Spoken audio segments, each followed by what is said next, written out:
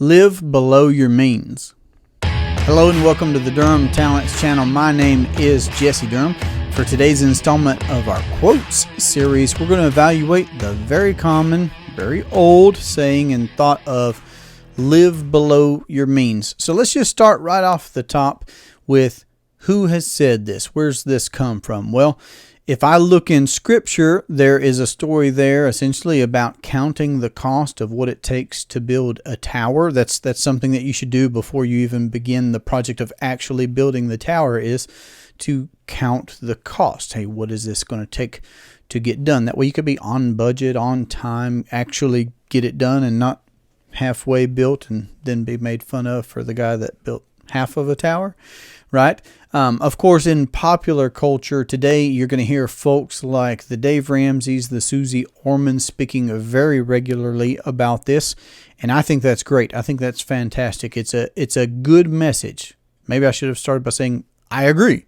It's a good message to live beneath your means, below your means, within your means. Okay, and there are plenty of books and podcasts and that tout that side. There are those who will agree with that and who will also focus on the other side of that coin, and they will say the Robert Kiyosakis of the world, for example.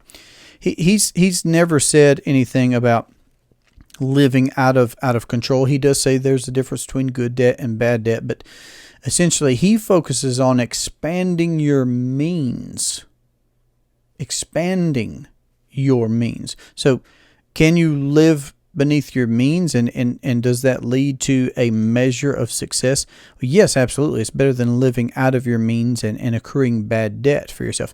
But if we only focus there, Robert Kiyosaki, will say that we're not focusing on the other side, which is expanding our means, starting that business that we pursuing that passion, becoming a knowledgeable investor, whatever it is that can improve our standing, whatever our gifts and talents and that we can couple with experience can lead us to in the business world, the entrepreneurial world, in the investing world, etc. So he talks about, sure, live within your means, but let's be expanding your means. And of course, I'm going to reference R. Nelson Nash from his book, Becoming Your Own Banker, where he talks about the number one human problem to address is Parkinson's law. And Parkinson's law states that we tend to spend what we earn. And of course, that's something that we can even go beyond. We can spend more than what we earn. So is debt a question? Of course it is. Is this principle, this law of Parkinson's, something that we must address? Yes, or if not, to our detriment. And what I can say about myself, I'm not pointing a finger. When I first read Becoming Your Own Banker, our household, we had about, and when I say our household, that was me. That was not my wife. She's very frugal. She's very aware. I did those things. But we had about $50,000 worth of student loans and credit cards and a car note and those types of things. Just an all-American spread of debt, of not living within our means.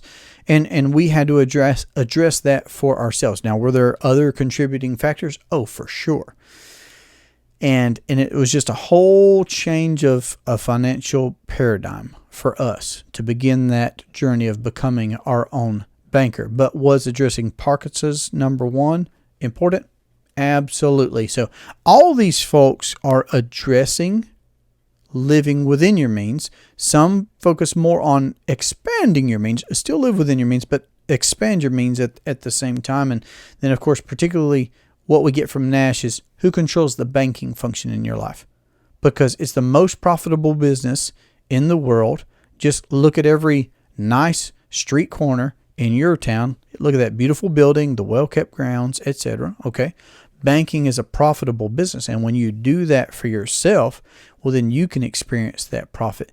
And again, it's not just so much about what you make. We all earn at different levels and in different ways. Somebody is an employee, somebody's self-employed. Somebody is a specialist in their field, and somebody is, in a particular niche when it comes to investing. So just in high and low, we all experience, some it's active income, some it's passive income, some it's a mixture of those things, but it's good to earn more. So expand your means so you can earn more. Absolutely.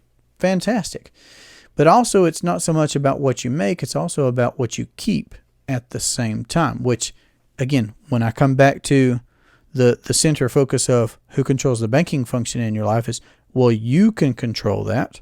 And no matter whether you're talking about your household or your business or your investment portfolio, if you can control the banking function in your life, that means you can also experience the profitability of banking in your life, and that can increase your means. And it does give a structure. I mean, how helpful is it to me to know that we've built this system so far over the going on 9 years now, this system of 6 policies so far, and I know that we have this policy at this time being funded at this rate every so often, whenever it is on a monthly basis or a yearly basis, and then this policy and this policy. And those are just branches, essentially, of our own privatized banking system that we've opened up over time to grow and to scale our own financial footprint, to expand our means. And it's given us a structure, was what I was trying to point out.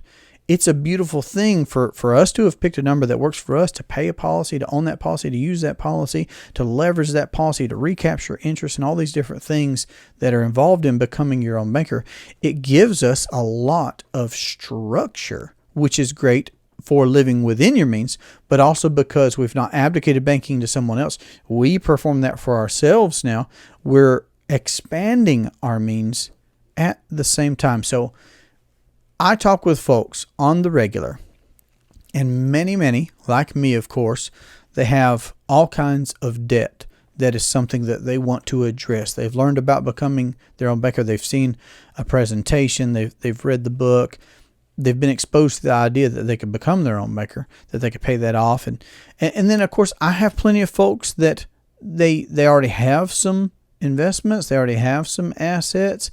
Maybe they are pay for cash type person, okay?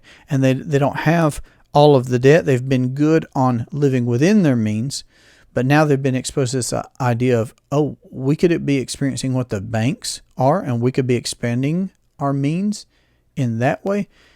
It makes for lots of great and very different types of conversations, but ultimately at the end of the day, of course, all about becoming your own banker. So I hope that this has been helpful to you. Let me know down in the comments, of course, if you feel one way or another about living within your means. I look at that feedback. And if you'd like to have a conversation about how to implement the infinite banking concept into your household or your business or your investing, then you can reach us at www.durhamtalents.com. Look for my calendar link there, where you can book a free consultation call. And this has been a great pleasure for me. I look forward to our next conversation. Have a great day. Take care.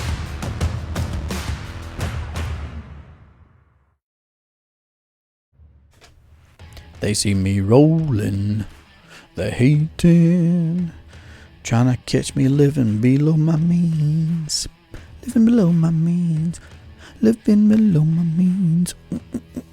No, that's not right.